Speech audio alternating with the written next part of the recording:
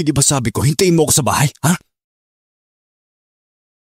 Ikaw ang sponsor ko, no? Pag napahamak ka, jobless na naman ako. Not only pinagaling mo ako, pero diligtas mo rin ang buhay ko. At hindi lang minsan, 2 beses pa. Anong sabi mo? 3 years ago, ganito rin tayo. Tago sa loob ng cabinet. Pero ngayon, hindi na kita palalampasin.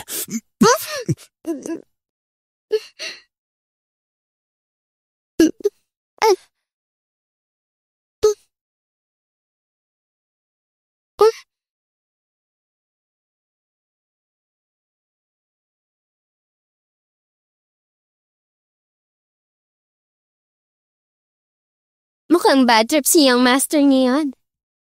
Sino na naman ang nakagalit sa'yo? Kung sino man yon, ako na bahala. Hindi ba yung matandang ulyanin sa bahay? Pinaboran pa ang ibang tao, parang hindi ako anak na ituring eh. Tapos gusto pang ipamana sa ampun niya yung negosyo. Sobrang labo na. Baka nga kasi tanda ng kanya na out of mind na. Hindi ko talaga matanggap. Bakit siya pa? Relax ka lang, Young Master. Kung siya walang puso, edi wag na tayo magpakabait. Anong balak mo? Tatig ko pa rin siya. Hindi mo pa alam, no? Narinig ko mismo, nag-uusap sila ng abogado na ipapamana kay Xing Mingxuan ang lahat. Ano? Si Mingxuan. Kailangan mawala ka. Calm down, love. Andito naman ako. Promise hindi ka niya makukuha sa kumpanya. Akong bahala kay Xing Mingxuan. Salamat ha. Salamat talaga sa'yo. Grabe ka, Xiaozu. Ang kulit mo.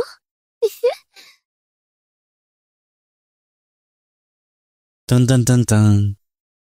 Nagustuhan mo ba? Regalo ba yan kay Sir Shin dahil sa pagkakaligtas niya?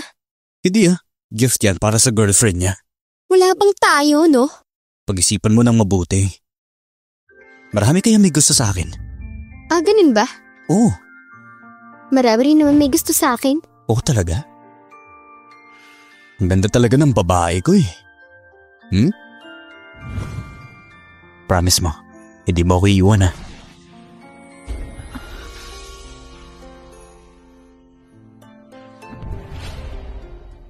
Chairman, ayon sa report na nakuha namin, sina Zhang Luan at Young Master ang nag-utos kay Mr. Lu. Naguluhin si Sir Shin at ang balak. Anong balak? Balak nilang ipapatay si Sir Shin. May iba pa ba? May ebidensya rin na. Si Zhang Wan at Young Master nangurakot sa kumpanya. Sobrang laki ng halaga, pwede na silang kasuhan. Ipatawag mo agad ang anak ko niyan. Opo.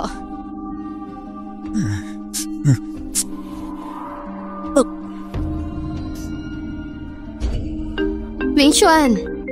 Hello? Si Mr. Shu. Wala si Mingxuan ngayon. May gusto ba kayong ipaabot? Itong sabihin mo sa kanya. Dalhan niya ulit ako ng gamot. Naubos na yung pinili niya para sa akin. Okay po. Ihahatid ko po mamaya. Salamat. Yung gamot niyang last time? Hello? Hello? Kasama ba si Mingxuan? Hindi ate. Bakit ba hinahanap si kuya? Tumawag kasi si Mr. Shu, ubos na raw yung gamot niya. Ako raw magdadala. Huli ko siyang nakita naglagay na ng gamot sa locker na storage room eh. Sige, noted. Dad, makinig po kayo sa paliwanag ko. Lahat ng to misunderstanding lang. Misunderstanding? Lahat ang inamin na niluwa. Dad, hindi ba kayo naniniwala sa akin? Anak mo ako, Dad. Tignan mo nga yan. Ilang taon na ginagawa ni Zhang Luan ang mga illegal na kalokohan. Kompletong ebidensya.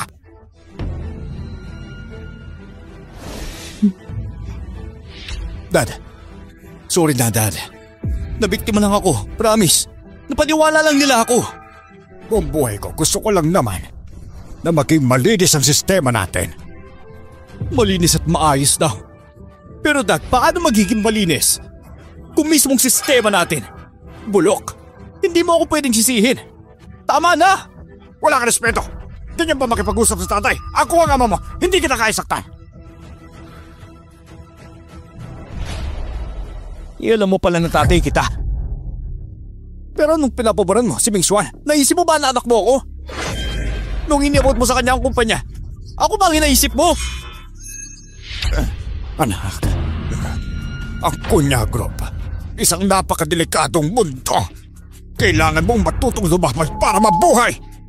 Ayoko na makipagtalo. Kumuha ka ng gamit mo. Lumayas ka na. Lumipad ka na sa ibang bansa. Hindi ako alis. Hindi pwede. Gusto kong makita kung paano mo ako mapapalis. Walang utang na loob. Pa! Bilis! Tawagin ng doktor! Young Master, bawal tumawag ng doktor. Siya ang papa ko. Kung walang doktor, baka mamatay siya. Young Master, pag nalaman Xing Mingxuan na ikaw ang nagpasama kay Sir, tiyak nangyari ka sa kanya. Pati sa board ng kumpanya, delikado ka. Anong gagawin natin?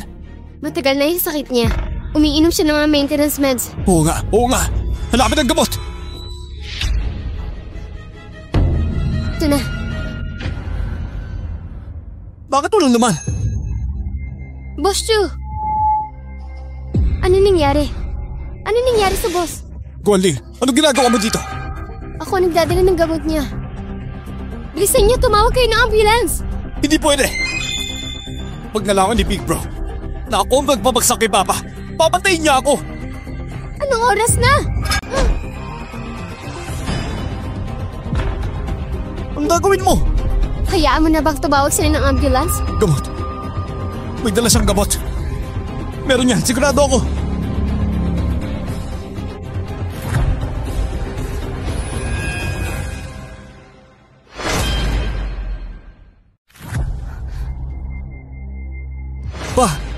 Pa! Okay ka lang? Medyo okay na. Young Master, anong next move natin? Kung makita siya ni Shinman, paano natin ipapaliwanag? Ano sasabihin natin? Pa, matanda ka na. Ipasmagal na lang natin siya palabas ng bansa at sabihin natin nagpapagaling siya dahil hindi maganda ang pakiramdam niya. Xing Mingxuan, simula ngayon, ikaw at ako na lang ang magkaharap. Pa! Anong nangyari sa'yo? Pa! Wala na siya. Hindi pwede. Kanina okay pa siya eh. Hindi to heart attack. Mukhang lason. Lason? Xing Mingxuan, ikaw ang may gawa nito. Young Master, ano gagawin natin? Traitor ka. Ang bait ni Papa sa'yo. Tapos ginamit mo pa si Guanlin para magdala ng lason. Hindi ko kayo palalampasin. Tito Juan, may pumatay kay Papa.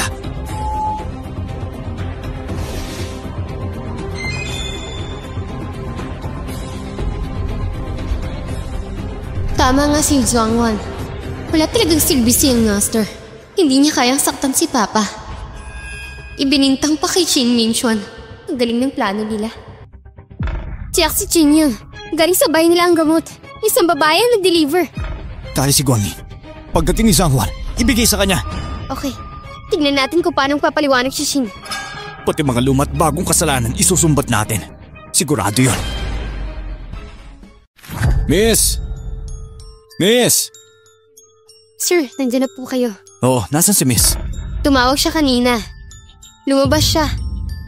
Para dinala niya ang gamot kay Boss Shu. Kay Boss Shu? Sige, trabaho ka na. Hello? Kasama mo ba si Miss? Hindi Tumawag sa akin si ate kanina eh. Humihingi ng gamot para kay Boss Su. Siguro siya na yung nagdala. Sige, noted.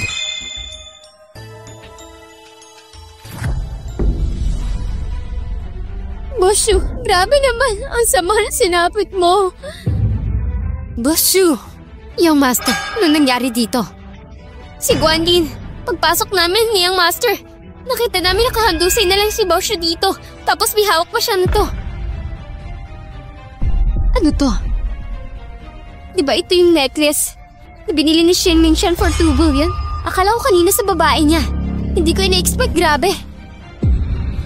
Galing Si Mingxuan, dahil sa takot na maunahan sa pagmana, pinauna na niyang patayin si Boss Shu. Ginapit pa ang babae niya para gawin yon. Kawawa naman si Boss Shu. Tito Juan, kailangan niyo kaming tulungan ipaglaban si Boss Shu. Pa, sorry talaga. Ang bait-bait mo kay Xing Minxuan pero ginawa niya ito sa'yo. Nagpadala pa siya ng babae para lasunin ka. Ito ba ang gamot ni Boss Shu? Dahil dito sa kanya, namatay. Young Master, don't worry. Hindi ko palalampasin to. Ipaglalaban ko si Boss Shu.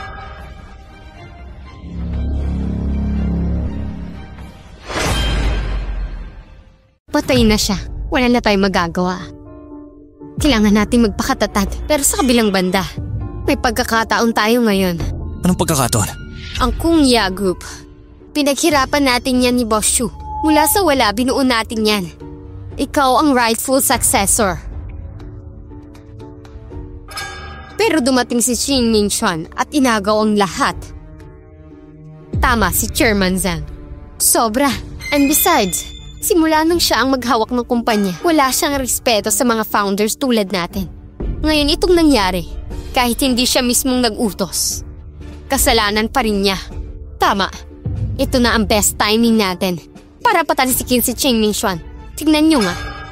Si Guanlin ang pinakamahina niyang punto. Gagamitin natin yan laban sa kanya. Pilitin natin siyang sumuko. Mga board members, pasensya na sa abala. Salamat sa suporte ninyo. Maze, may papagawa ako. Kailangan ko ng taong marunong mag-kidnap. Katapos, i-frame natin sila. Sabihin natin na ang babae niya. Siya ang pumatay kay Boss Shu. Tingnan natin kung pipiliin niya ang trono o babae niya. Susunod kami sa'yo. Basta ikaw ang boss.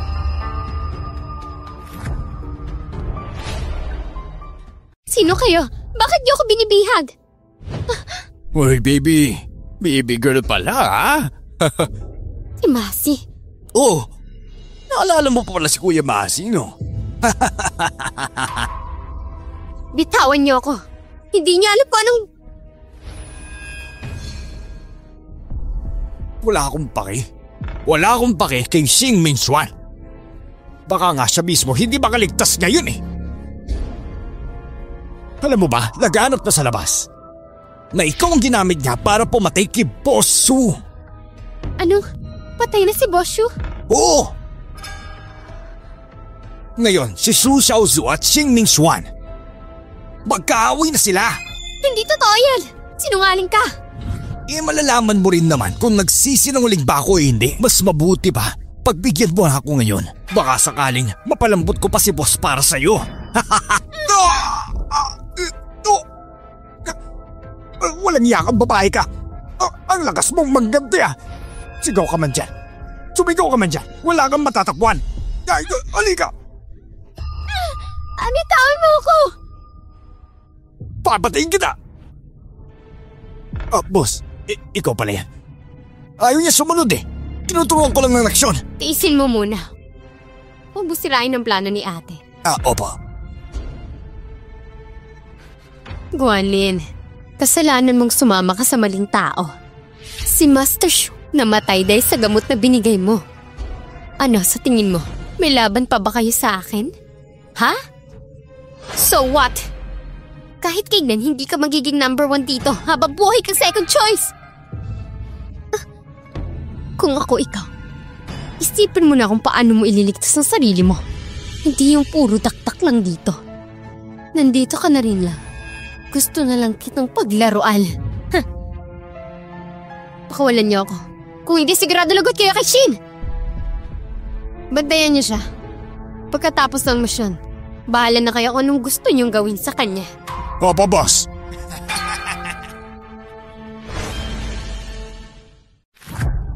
Master Su! Master Su! Gano'ng katagal na siya nawala? Kalahating araw na. Pagpasok namin ni Yancy, nakita namin siya, nakahantusay. Nalaman lang sa atin ng pagkamatay. Dahil daw sa gamot na to. Hindi ba? Yan yung gamot na ako mismo ang bumili para kay Master Su. Matagal niyang iniunom niya na. Wala namang problema doon. Oo nga, taon na ang binilang. Okay, ito. Kwintas ni Guanlin. Bakit nasa iyo yan? Nung namatay si Papa, hawak-hawak niya ang kwintas na yan. Sabi ng doktor na lason siya. Ming-Chuan, ang importante ngayon mahanap si Guanlin. Wala tayong makontak kahit sino. Baka naman, tumakas na siya.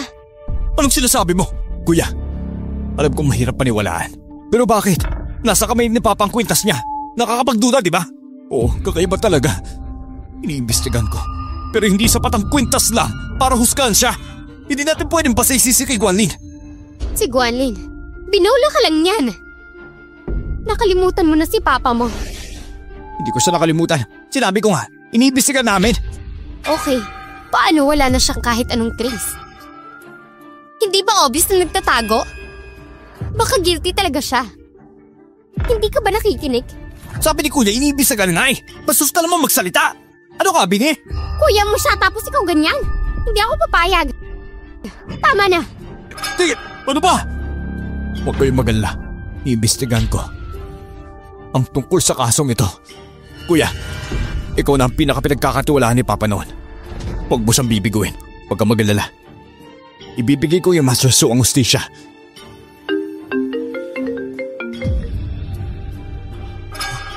Nasaan ka? Please, huwag mo siyang sasaktan. Parating na ako. Tinidap si Guanlin. Kuya, tatawag ako ng mga tao. Huwag. Ako lang ang pinapapunta. Delikado si Guanlin pag sumama kayo. Maghintay kayo dito. Pagbalik ko, saka natin imbestigan ang lahat. Sige. Sigurado akong hindi simpleng kaso ang pagkapunta ni Master Shu. Dinukot din nila ako para gamitin laban kay Ming-Chuan. Gusto nila siyang pwersahin. Hindi ako papayag. Kailangan ko makatakas. Kuya Mazi, kanina pinag-isipan ko na mabuti. Mukhang tama ka nga. Ako kasi para lang akong laruan ni Shin. Isang pampalipas oras lang. Alam mo na, pag ayaw na palit agad ng bago. Buti pa nga napansin ako ni Kuya Maz. Sinabi mo kanina, totoo pa ba yun? Oh, napaisip ka na rin pala? Ngayon alam mo na kung gaano kita kamahal. O siya. Paano mo naman ako pagsisilbihan, ha? Kahit anong gusto ko, tanggalin mo muna to. Para naman makagalaw ako ng maayos. Anong trip mo ngayon? Ang dami niyong tao dito, paano ako makakapag-trip? Hindi rin ako mananalo. Pakawalan mo lang ako, ibibigay ko ang gusto mo. Kahit ano. Ha! Wala kang takas. Hawak ka na ni Kuya Massimo.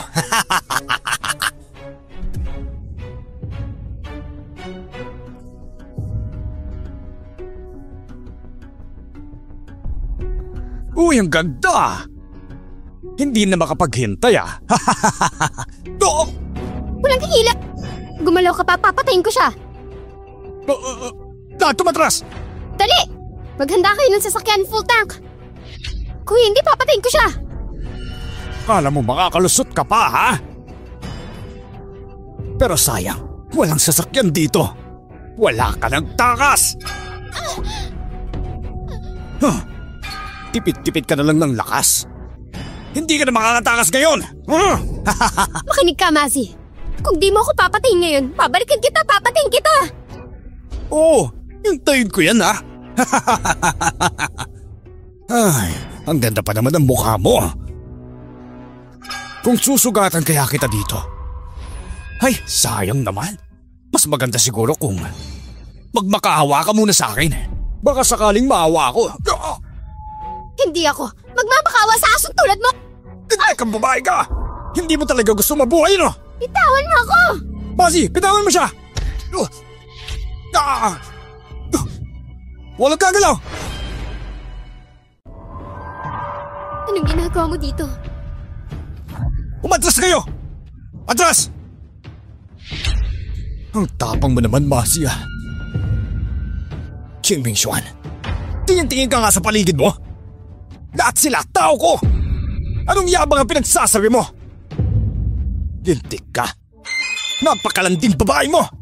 Walang yaga. Bawasan mo ang kabastusan mong yan!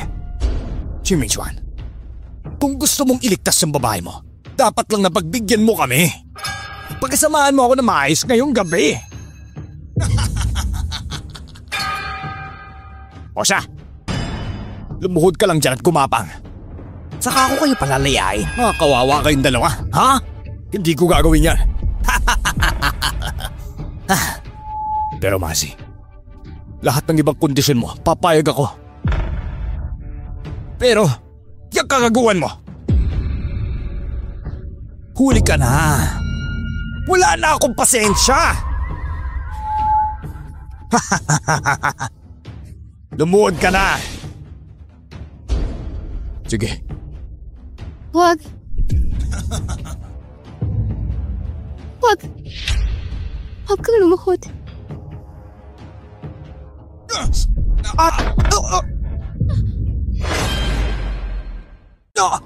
Masi! Nagkamali ako! Lumabas ka na. Si Zhang Xuan. Saludo ako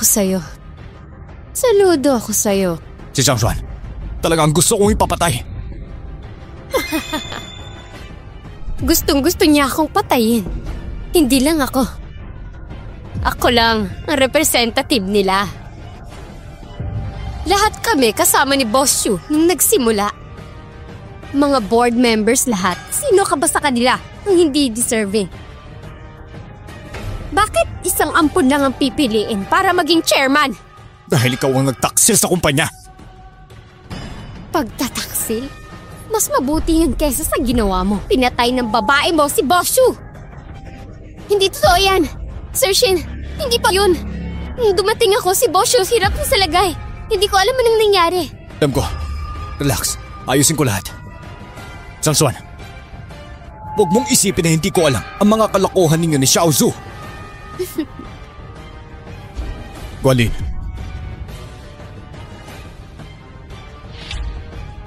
Ngayon, pakinggan mo ang lahat ng ito.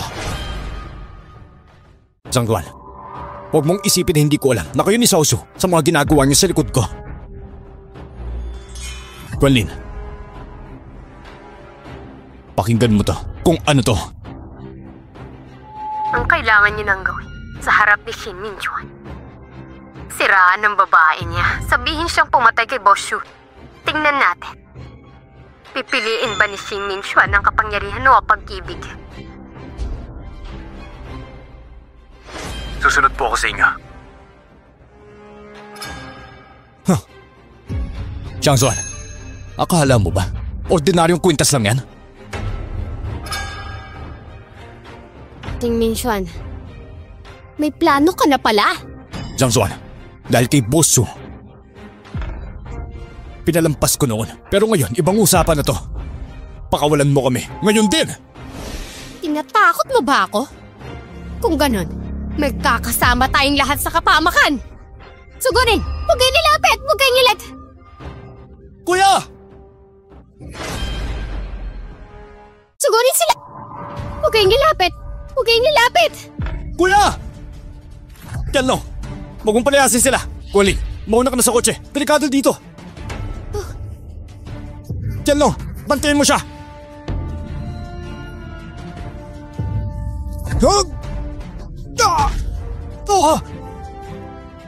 Yan lang, ingat!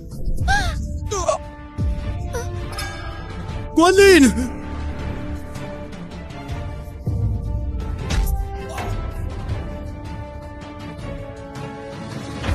Guanlin! Guanlin! Ikaw na naman, bruha ka. Kung alam ko lang noon, pinatumba na kita! Zhang Xuan! Naga ka! Sugurin siya! Huwag kang bibitaw! Tumakbo ka na! Bilisan ninyo! Guanlin! Guanlin! Dali, sa ospital tayo! Guanlin! Guanlin! Guanlin! Walang mangyayari sa'yo! Tabi po tayo. Dadala ang pasyente.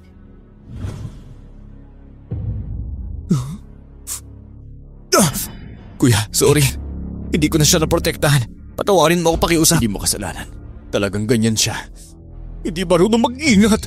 Laging inuuna ang iba. Hindi na bago sa kanya ang ganyan. Kuya, kang mag-alala. Next time, I'll protect her. Kamusta na pala? Kay Jianming. Kuya, kamusta ka na? Sabi ni John may inatake ka raw, kaya agad ako pumunta. Hindi ako. Si Guan Li. Kuya, sarwa kasing bait. Kahit niloko ka na, grabe ang bait mo pa rin sa kanya. Shua, nasaktan si ate dahil pinotrektahan niya ako. Eh dapat lang naman, kung hindi siya pinatay ni Shuje, wala sana lahat ang gulong to. Ikaw ang nagsabi sa kanya? Obvious ba? Kalat na sa labas. Ano pinagsasabi nila? Ano pa nga ba? Siyempre ano? Sinasabi nila na pag-uwi mo. Natakot si kuya. Piling niya makakompromisyo siya sa kumpanya. Kaya ginamit daw siya si ate para patayin si Shuye. At ano pa? At sabi pa nila, ingrato ka raw na walang utang na loob. Dapat daw palayasin ka. Tama na. Mukhang may mga nagmamadaling gumalaw. Kuya, anong balak mo? Kalma lang. Dahan-dahan lang tayo. Kung gusto nila ng gulo, edi pagbibigyan natin sila. Shua, tandaan mo to. Si Yao to, babahay ko siya. At siya rin ang ate mo. Gusto ko mula ngayon, re-respetuhin mo siya. Ako?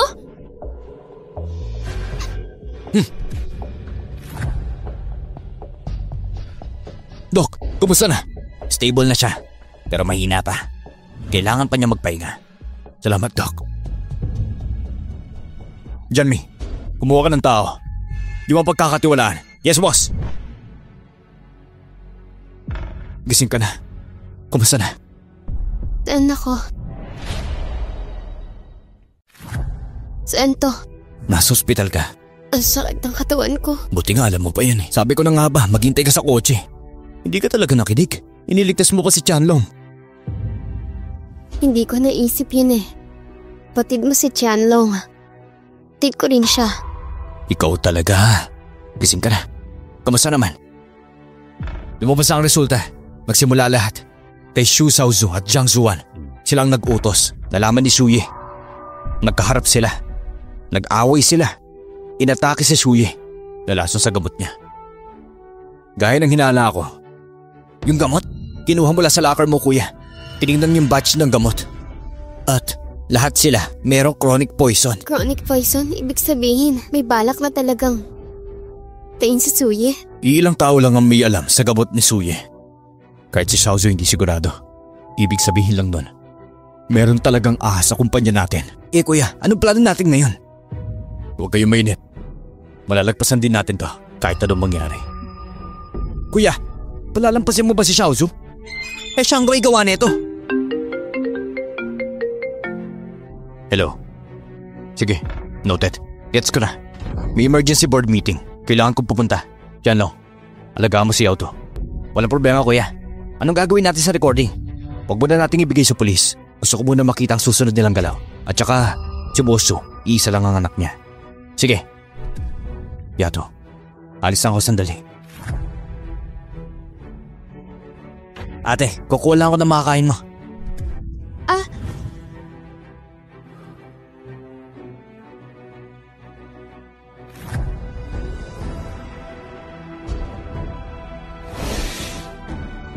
Charlie!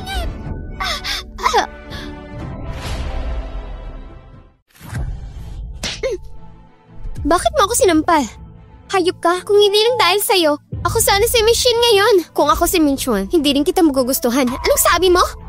Lumaki kayo magkasama pero kung gusto ka niya, edi sana ikaw na ang pinili niya. Tingnan mo sarili mo ngayon, parang palengkera. Sino bang lalaki na magkakagusto sa'yo? Puro ka kasinungalingan. Titikwasin ko yung bibig mo! Walang iya kang babara! Shuang! Ano ba? Sinabi ko nang respetuhin mo siya. Hindi ko siya kinikilalang ate. Shuang, sobra ka na. Tumigil ka na. Sumusobra ka na. Bakit kayong lahat? Lagi siyang kinakampihan. Kuya, bakit? Kayong lahat, bakit siya? Shuang, tumigil ka na. Ang immature mo naman. Kuya, kapatid mo ako. Bakit siya ang pinagtatanggol mo? Kasi nga siya ang ate mo. Kuya, huwag ka magpapaloko sa kanya. Malandi yan.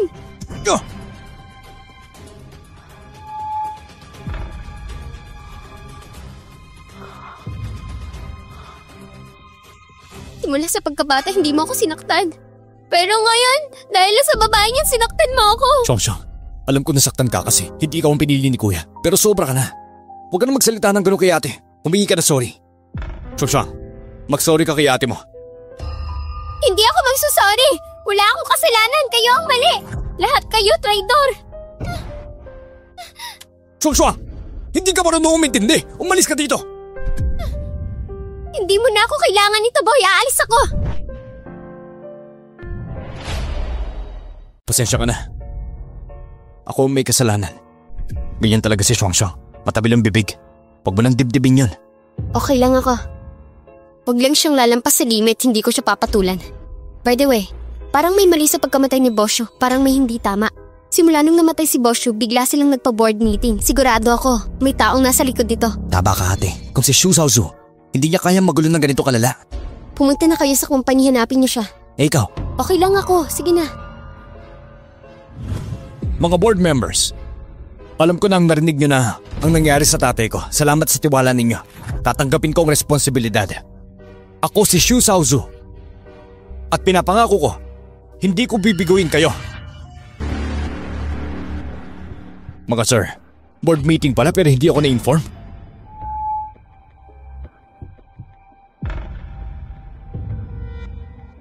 Ito po si Attorney He, abogado ni Boss Su bago siya mamatay. Attorney He. Ngayon, siya ang magbabasa ng huling abilid ni Boss Su. Una, ang testamento ni Mr. Su Yukai. Ang lahat ng savings niya, properties pati overseas funds, lahat yun ipapamana sa nag-iisang anak, si Shu Shaozu. Pangalawang punto, sa Kunya Group, ang 30% shares ni Mr. Su Yukai ipapasa kay Mr. Shin Ming Kwan. Pangatlo, ang bagong chairman ng Kunya ay si Mr. Shin Ming Kwan. Narinig niyo namang lahat, hindi ba? Pero hindi pa tapos ang investigasyon sa pagkamatay ni Mr. Su. At kaming matatanda rito, buhay na ba na kami? Baka naman may kinalaman si Mr. Shin sa nangyari kay Mr. Su. Siguradong lilinawin niya ng pulis. Kung last will ito ni Mr. Su, kung kontrata ka, ibig sabihin kinukestyon mo siya? Naintindihan ko ang duda ninyo. Pero kapag natapos na ang investigasyon, ako mismo ang magbibigay ng malinaw na sagot sa inyo. Satisfied kayo, promise. Shaozu, okay ba sa iyon? O gusto mo, hintayin muna natin matapos ang investigasyon. May ibang tanong pa ba kayo? Ako meron pa. Bukod sa Kunya, may sarili ka ring kumpanya, hindi ba? Pero base sa alam ko, magkakompetensya ang mga kumpanya natin. Oo, magkapatid tayo. At nagtitiwala ako sa iyo. Pero syempre, baka magduda ang ibang board members dito. Kuya, baka naman may hidden agenda ka. Baka gusto mong kuhanin yung Kunya at pagsamahin sa kumpanya mo. Lumaki lalo ang negosyo mo, tama ba? Tama, dati nga general manager ka lang eh. Hindi mo nga hawak ang buong kumpanya. Marami kang hindi alam. Paano kami magtitiwala sa iyo? Ibigay pa sa iyo ang Kunya? Sigurado ba kayo na hindi ko alam? Sige nga, subukan ko sagutin yan. Tungkol sa R&D lab. Top of the line ang tech natin. Ako mismo ang naglakad niyan sa Europe. Kada kumpanya kinakausap ko isa't isa. Tama naman kayo. May sarili akong kumpanya. Pero ang kumpanya ko, healthy competition sa Kunya. Friendly competition, hindi away. Nagpapalakasan kami, nag-i-improve pareho. Win-win ang mga projects namin. Marami niyang proof yan. Recently pa nga lang eh. Yung device galing kay Luo, nakuha ko na. Pag naging successful yon, in 3 years, lahat tayo may bonus na makukuha. Panigurado yan. Kaya, kung ako ang chairman ninyo, lahat tayo panalo. Panalo tayong lahat. Walang talo. Lahat sa inyo panalo. Ang galing mo talaga. Kaya pinagkatiwalaan ka ni Dad eh. Hindi ka talaga basta-basta. Sobrang solid mo. Pero, yung kay Lu, baka tsamba lang yun. Pero pag hawak mo na yung Kunya, hindi lang tsamba ang kailangan. Ngayon, na may plano na tayong i-public listing ang kumpanya, kailangan natin ng isang tunay na may experience. Kuya, sa totoo lang, medyo kulang ka pa eh. Mingxuan, ganito na lang. Itong Kunya, kami muna ang magpapatakbo. Ikaw, tutok ka muna sa sarili mong negosyo. Kapag napalista na ang kumpanya mo, tsaka na natin ipasa sa iyo yung Kunya. Besides, may shares ka naman dito eh. Kasama ka rin sa kikitain natin. Mga board members, lahat tayo kasama ni Mr. Su sa pagbuo ng kumpanya. Hindi ko kayo lolokohin. Gusto ko lang din klaruhin. 3 years. In 3 years lalabas ko ang kumpanya sa stock market. Pag hindi ko nagawa yun, ako na mismo magre-resign. Game! 3 years it is!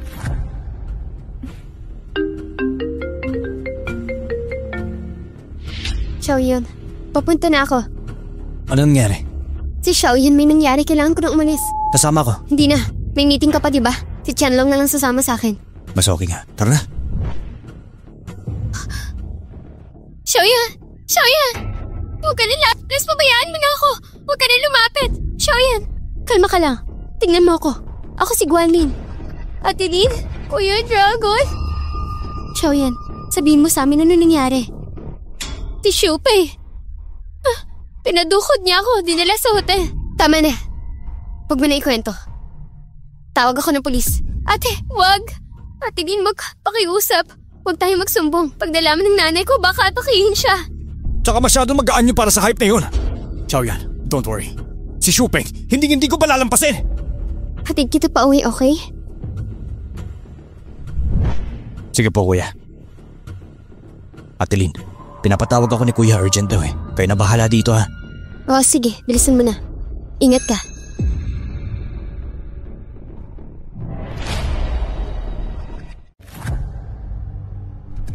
Magandang araw. Pasensya na po.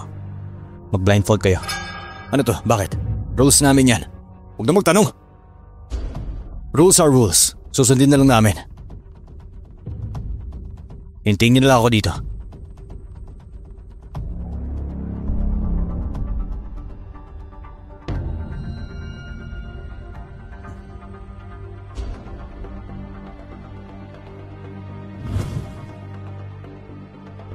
Nasa inyo na ang pera. Huwag kang mag-alala. Nasaan ang kapalit? Palagi ko naririnig yan lead yan eh. Dito sa lugar namin, cash first. Qianlong, ibigay mo na. Sir Shin, bilis mong kausap ah. Ganyan ang partner na gusto ko. Sinabi ko naman, pera, madali lang yan. Ngayon sabihin mo na, sino ang tunay na pumatay kay Mr. So? Diretsuin mo na! Huwag na magmamisteryoso! Manahimik ka, hindi mo kailangan malaman. Ikaw! Qianlong, kuya, malino naman ang usapan eh. Sumunod kami sa rules ninyo. Oh, ikaw na, Mr. Mask. Sige.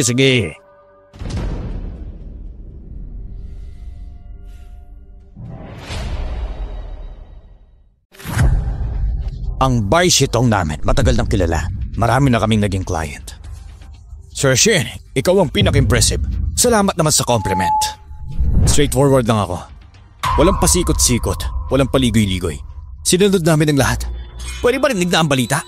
Gusto namin malaman kung sino ba talaga. Siyempre naman. Namatay nga siya dahil sa gamot. Sa ikatlong araw pa lang may lead ng polis. Nahuli na nila ang pharmacist at umamin siya. Personal vendetta daw niya ang ginawa niya. Pinalitan niya ang gamot ni Mr. Su. Pero simple lang naman talaga ang dahilan ng isang maliit na pharmacist. Hindi yata eh.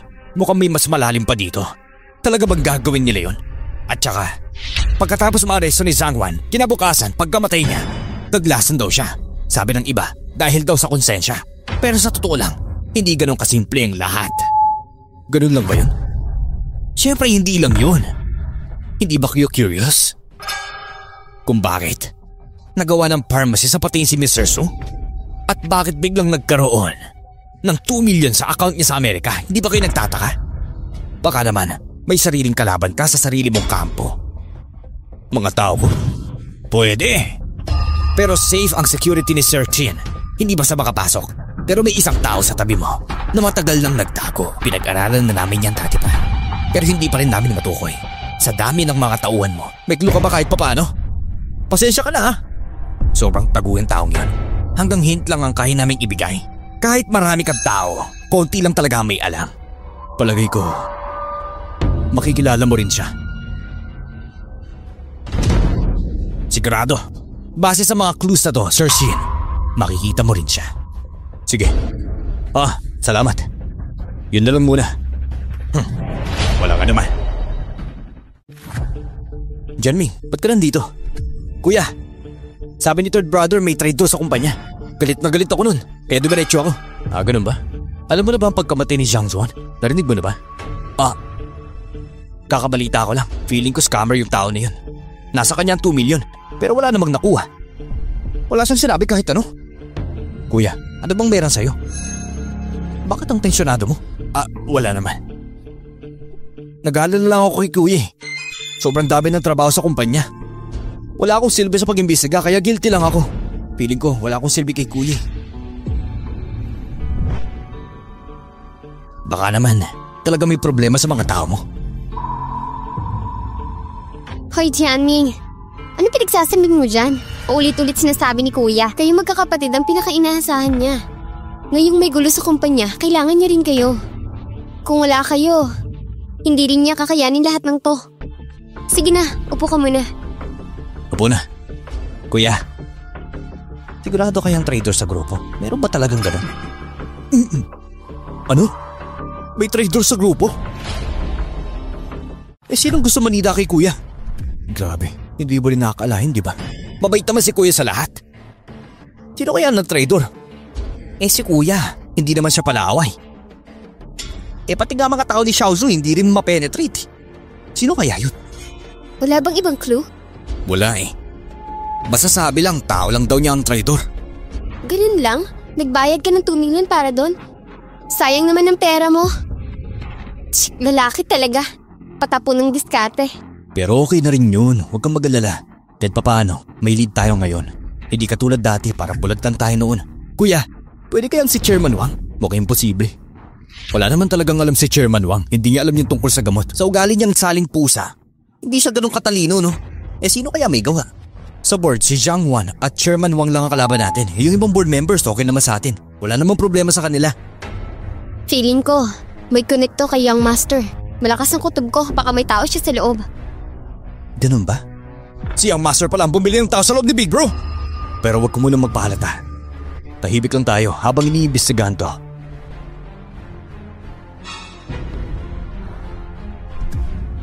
Ano nangyari? Wala, okay lang. Si Yuan lang, may pinapagawa sa akin. Lalabas mo na ako saglit. Gusto mo samahan kita? Ay, hindi na. Babae staff lang to. Hindi mo na kailangan sumali. Hindi ko naman balak eh. Gets ko na. Nunin magpaliwanag. Oo na.